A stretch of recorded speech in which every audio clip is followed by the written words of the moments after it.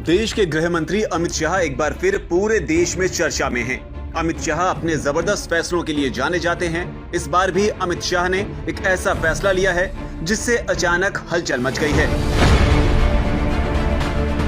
दरअसल गृह मंत्री अमित शाह ने बीएसएफ यानी सीमा सुरक्षा बल की ताकत बढ़ा दी है।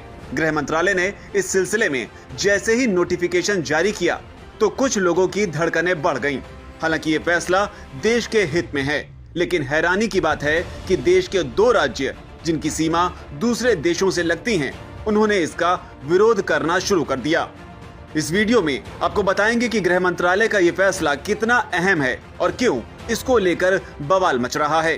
दरअसल गृह मंत्रालय के नोटिफिकेशन में कहा गया है कि अब पश्चिम बंगाल, पंजाब और असम में बीएसएफ का क्षेत्र अंतर्राष्ट्रीय सीमा से 50 किलोमीटर अंदर तक का होगा। इन 3 राज्यों में पहले ये दायरा केवल 15 किलोमीटर का था। इसका मतलब ये हुआ कि बीएसएफ के अधिकारी पुलिस की तरह ही तलाशी, जब्ती और गिरफ्तारी 50 किलोमीटर तक कर सकते हैं। इसके लिए बीएसएफ को अब केंद्र या राज्य सरकारों से कोई अनुमति नहीं लेनी होगी। नोटिफिकेशन के अनुसार बीएसएफ के पास इस दायरे में passport act, NDPS act, customs act, CrPC आदि के तहत तलाशी, जब्ती और गिरफ्तारी का भी अधिकार होगा। ये व्यवस्था भारत पाकिस्तान और भारत बांग्लादेश सीमा के साथ अंतर्राष्ट्रीय सीमा पर लागू होगी।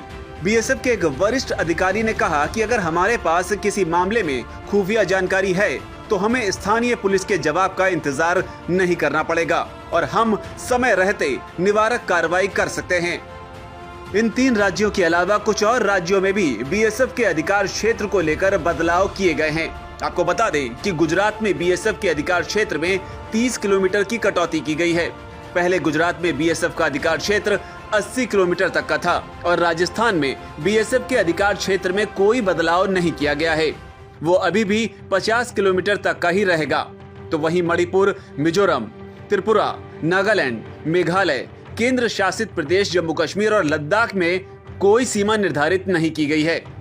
आपको बता दें कि बीएसएफ का अधिकार क्षेत्र बढ़ाने के बाद बवाल मचना शुरू हो गया है। पंजाब के मुख्यमंत्री चरणजीत सिंह चन्नी ने इस फैसले की कड़ी निंदा की है। तो वहीं तृणमूल कांग्रेस ने भी इसका विरोध करते हुए कहा कि कानून और व्यवस्था राज्य का विषय है, लेकिन केंद्र सरकार केंद्रीय एजेंसियों के जरिए दखल देने की कोशिश कर रही है। आपको बता दें कि ये 2 राज्य बेहद संवेदनशील हैं। पंजाब की सीमा पाकिस्तान से लगती है तो वहीं पश्चिम बंगाल की सीमा बांग्लादेश से लगती है। इन राज्यों में नारकोटिक्स और हथियारों की तस्करी के साथ अवैध घुसपैठ के मामले भी समय समय पर सामने आते रहे हैं। पश्चिम बंगाल और पंजाब दोनों में गैर भाजपाई सरकार है, यानी केंद्र के किसी भी कदम पर राजनीति होना तो तय है। लेकिन इन दोनों ही प्रदेशों की सुरक्षा स्थिति ऐसी है कि जिसमें ऐसे सख्त कदमों की जरूरत थी। पंजाब लंबे अरसे से आतंकवाद से पीड़ित रहा।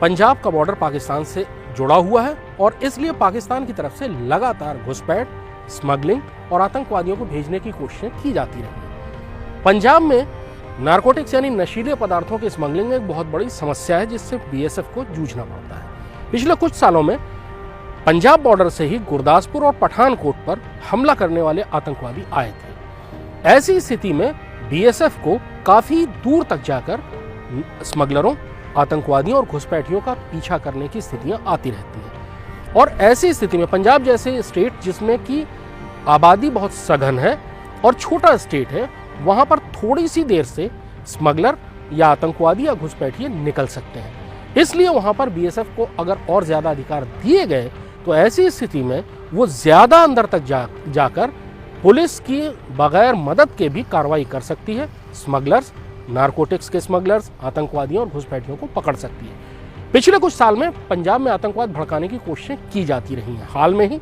पाकिस्तान की तरफ से ड्रोन के जरिए हथियार और नारकोटिक्स भेजने की कई घटनाएं हुई हैं। कुछ घटनाएं पकड़ी गई हैं, हो सकता है कई घटनाएं ऐसी हों कि जिसमें वो कामयाब भी हो गए हों। पश्चिम बंगाल की स्थिति थोड़ी सी ज्यादा चुनौतीपूर्ण है। पश्चिम बंगाल में सीमा जो बांग्लादेश से लगती है वो पोरस है। वहां पर बहुत सारे ऐसे रास्ते हैं जहां से होकर भारत में पश्चिम बंगाल में घुसपैठ की जा सकती है और पिछले कुछ सालों में ये एक बहुत बड़ी समस्या के रूप में उभर कर आया है।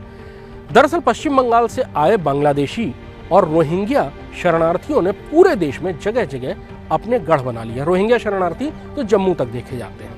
बांग्लादेशी शरणार्थी पूरे देश में कहते हैं कि करोड़ों की तादाद में है और यह बहुत बड़ी चुनौती है अब उनको ढूंढना और उनको वापस करना। पश्चिम बंगाल में ऐसी बार बार खबरें आती हैं कि डेमोग्राफी तक बदली जा रही है।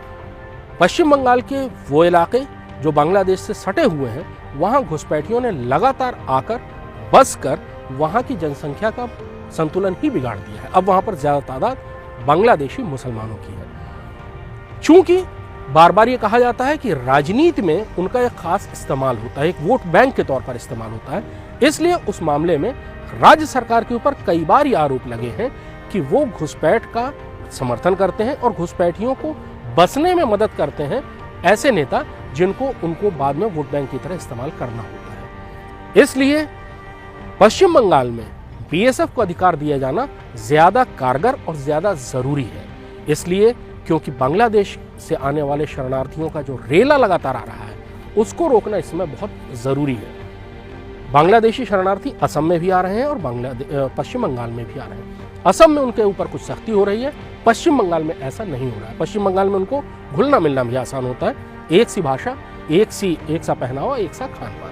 और इसलिए वहां अगर बीएसएफ को ज्यादा अधिकार मिलेगा, यानी ज्यादा अंदर तक जाकर वो कार्रवाई कर पाएगी, तो घुसपैठ की घटनाओं में भी रोकथाम होगी और घुसपैठियों को पकड़ा भी जाएगा। पश्चिम बंगाल से कैटल स्मगलिंग बहुत बड़े पैमाने पर होती है, यानी देश के दूसरे हिस्सों से मवेशी, खासतौर पर गाय बैल, पश्चिम बंगाल में ले जाए जाते हैं और वहां से फिर बांग्लादेश के बॉर्डर में भेज दिए जाते हैं।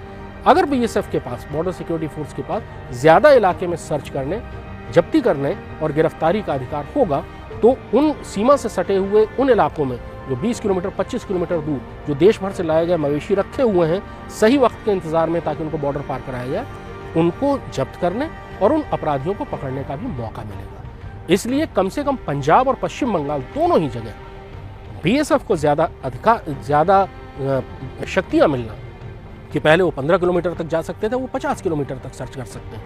उसमें भी ये ध्यान रखने वाली बात है कि बीएसएफ को इन 50 किलोमीटर में सिर्फ तलाशी लेने, जब्ती करने, एफआईआर दर्ज करने और गिरफ्तारी का अधिकार मिला है। उसमें भी गिरफ्तारी के बाद उनको वो जो भी संबंधित एजेंसी है, चाहे पुलिस हो, एनसीबी हो, कस्टम हो, उनको उस अपराधी को सौंपना पड़ेगा। यही स्थिति सीजर के बारे में होगी।